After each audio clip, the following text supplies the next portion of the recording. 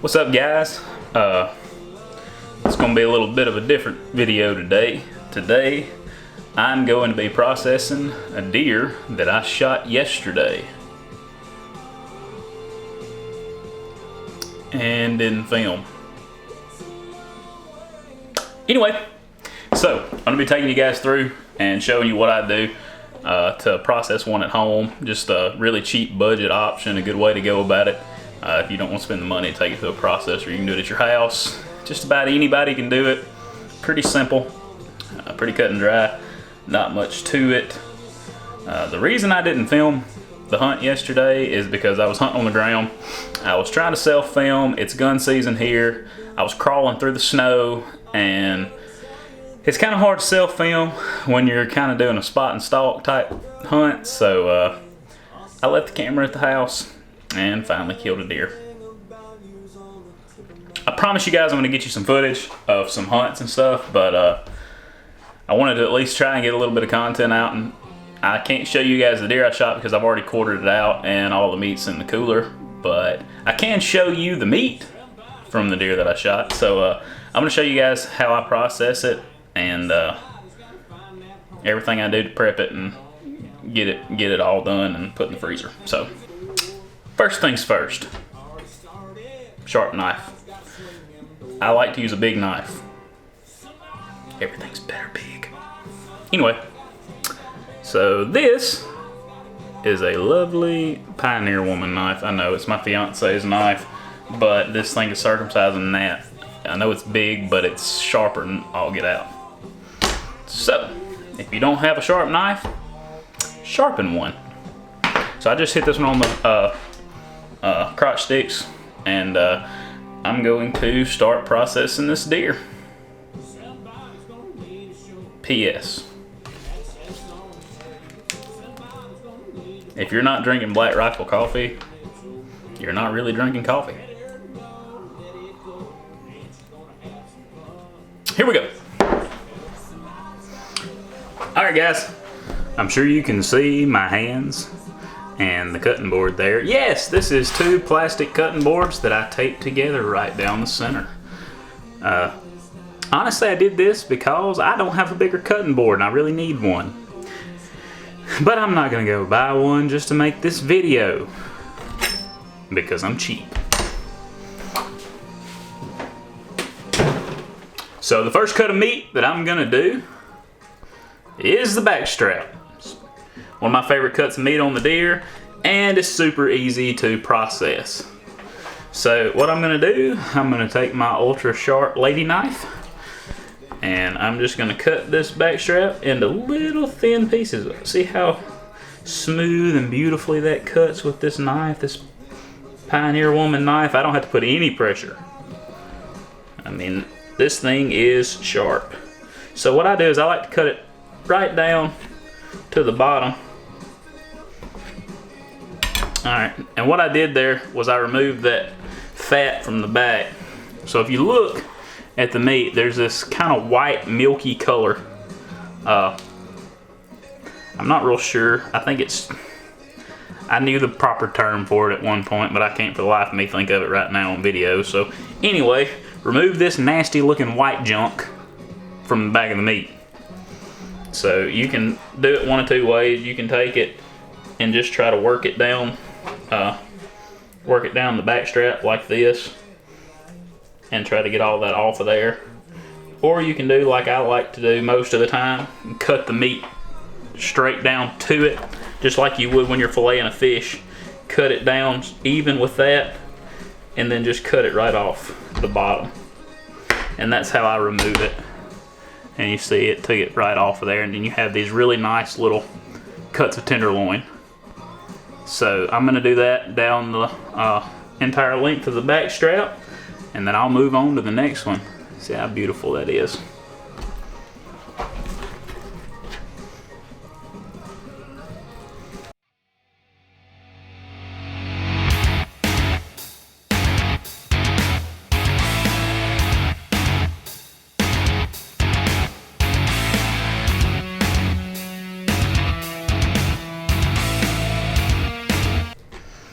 On a side note, try to get all the meat you can off of it, but you're gonna leave a little bit left over if you do it this way.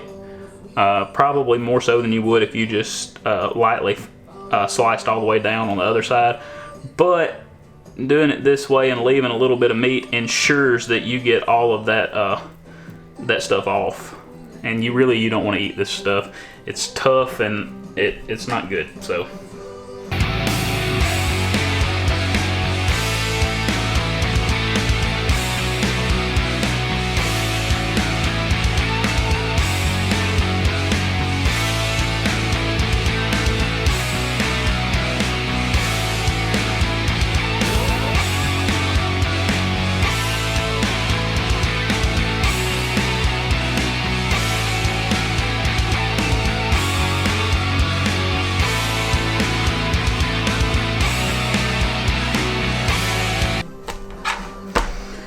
Another thing I didn't mention that I should have done was got a plate or something to put my scrap pieces over into.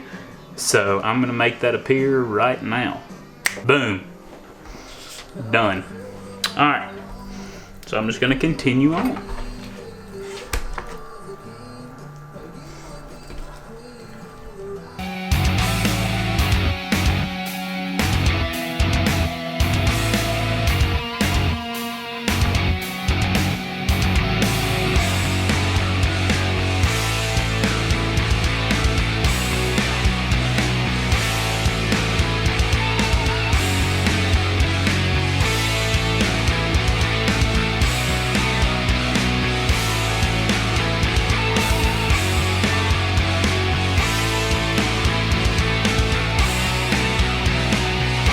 By the way, I don't think I said this earlier in the video.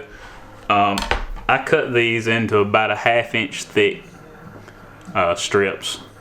So I'm gonna tenderize these in just a minute, but that's about the thickness I like them. You can cut them as thick as you want to or as thin as you want to. I usually either grill them or fry them, and I found that with about that thickness, it's pretty easy to cook them either way. So that's what I do. All right, guys. So I've got the tenderloin cut into my little patties here. Now I'm gonna tenderize these right here with my knife. So basically, I'm gonna make sure I've got this laid down pretty good. I'm gonna lay them out one at a time, and I'm gonna take the back end, the flat side of my knife. Go down on one side, flip them over. Go down the other side, pretty much like that. You can see the knife indentions on both sides where I hit down the meat. I try to kind of go with the grain of the meat as well. The striations in the meat are running this way, and I just follow those down it. I don't know that it's super important or not, but I just do it anyway. So that's how I'm gonna do this whole batch right here, and then I'm gonna go through the process of doing the next tenderloin just the same.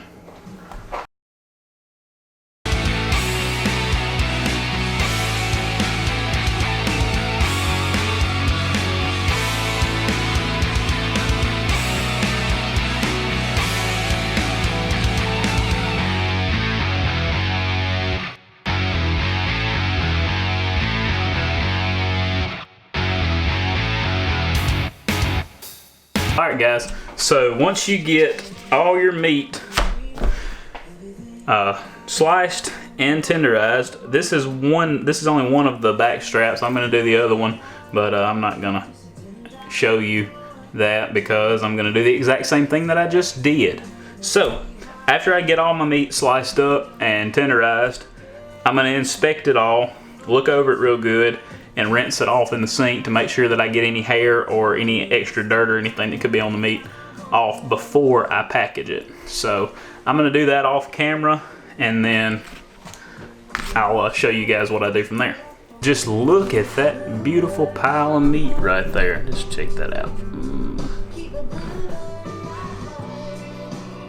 Oh yeah, that is a gorgeous tenderloin right there.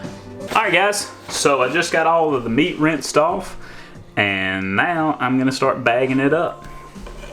So I just have some double zipper freezer bags. I like to get the double zippers, seems like they hold better in the freezer. But what I'm gonna do, just gonna take one of these little baggies. I'm gonna lay these in there flat. I'm gonna start in a corner down there. And I'm gonna put them in there, like I said, I'm gonna lay them flat.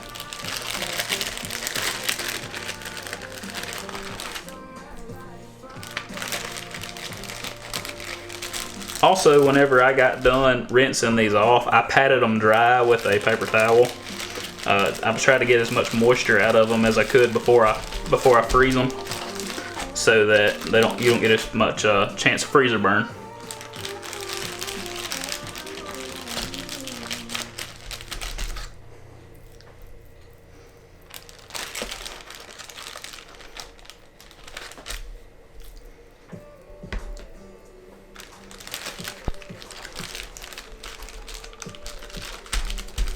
So what I'm doing, well, the reason I'm laying them flat is I'm trying to occupy as much space in this bag as I can, and that way there's as minimal air as I can get in these freezer bags. So, alright, now I've got them laid in there flat. I'm going to mash those out, try to push some of the air up towards the front of the bag, and then I'm going to come right off of the top of those, right off the top of this meat, push the air out to the end and hit that seal. And it makes them pretty similar to vacuum sealed packs.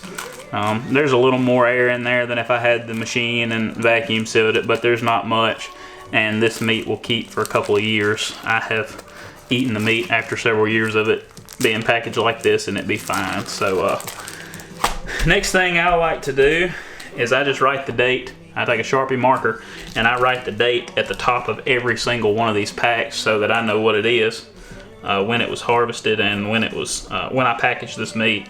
So today is the 12th of December. So I'm just going to write 12/12/19 right at the top, just like that. That way I know when I did this, and then I'm just going to do this exact same thing for the rest of the back straps. Alright guys, so these are the finished tenderloin that I got cut up and put in the freezer bags. Ended up with 9 bags of tenderloin, and I got them dated and labeled, and I'm going to put them in the freezer and move on to the hindquarters. Alright guys, so I'm moving on to the hindquarter. Oh my god, look what a lump of meat. This is going to take forever.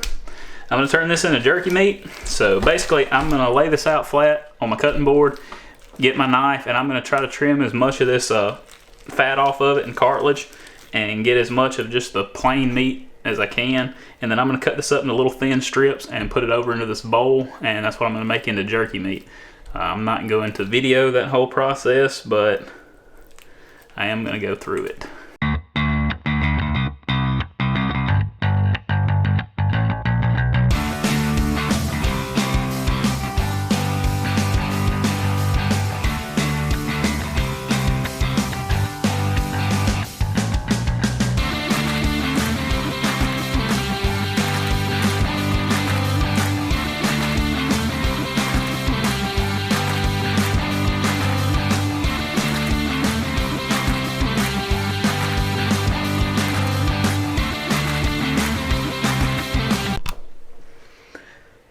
Alright guys, so once you get the meat cut and get all the fat and stuff off of it, and you get just the lean, take the meat, lay it on the side, and I like to cut it into about 1/4 inch thick strips, and I try to get them as big or as wide as I can. They'll soak up a little more of the jerky cure, and you'll get a little more flavor in them, and they won't be as tough once you run them through the dehydrator. So they should look about like that, and I'm just going to put them over in this bowl. I'll weigh everything out, get all my measurements for my cure and my seasoning, and I'll move on to the next hindquarter.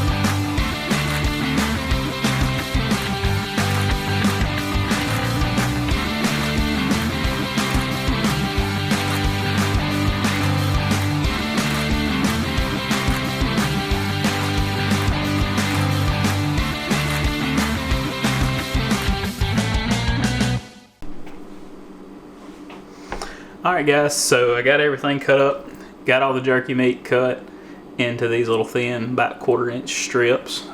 So the next thing I'm going to do is I'm going to turn this scale on and let it set to the weight of the bowl and zero out. And then I'm going to put 5 pounds of meat into this bowl.